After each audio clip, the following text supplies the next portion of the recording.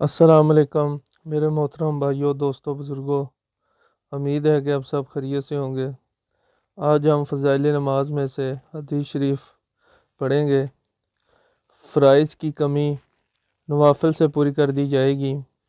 نبی کریم صلی اللہ علیہ وسلم کا ارشاد ہے کہ قیامت میں آدمی کے اعمال میں سب سے پہلے فرض کا حساب کیا جائے گا۔ اگر نماز اچھی نکل آئی تو وہ شخص کامیاب ہوگا، بامراد، اور اگر نماز بیکار ثابت ہوئی تو وہ نامراد، خسارے میں ہوگا۔ اور اگر کچھ نماز میں کمی پائی گئی تو ارشاد خدا بندی ہوگا کہ دیکھو اس بندے کے پاس کچھ نفلیں بھی ہیں جن سے فرضوں کو پورا کر دیا جائے گا، اگر نکل آئیں تو ان سے فرضوں کی تکمیل کر دی جائے گی۔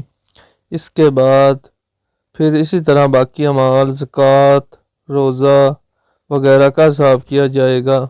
فائدہ: اس حدیث شریف سے معلوم ہوا کہ آدمیوں کو نفلوں کا ذخیرہ بھی اپنے پاس کافی رکھنا چاہیے کہ اگر فرضوں میں کچھ کوتاہی نکلے تو مزان پوری ہو جائے۔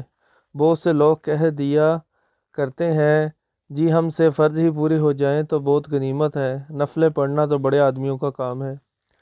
اس میں شک نہیں کہ فرض ہی اگر پورے ہو جائیں تو بہت کافی ہے، لیکن ان کا بالکل پورا ادا ہو جانا کون سا سویر کام ہے کہ ہر چیز بالکل پوری ادا ہو جائے، اور جب تھوڑی بہت کوتاہی ہوتی ہے تو اس کے پورا کرنے کے لیے نفلوں کے بغیر چارہ کار نہیں۔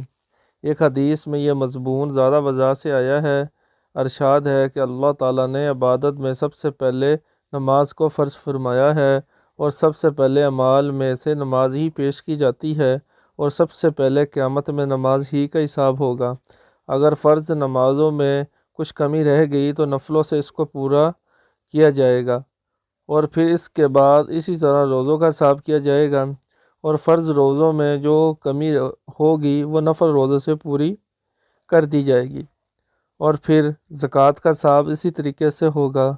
ان سب چیزوں میں نوافل کو ملا کر بھی اگر نیکیوں کا پلہ بھاری ہو گیا تو وہ شخص خوشی جنت میں داخل ہو جائے گا، ورنہ جہنم میں پھینک دیا جائے گا۔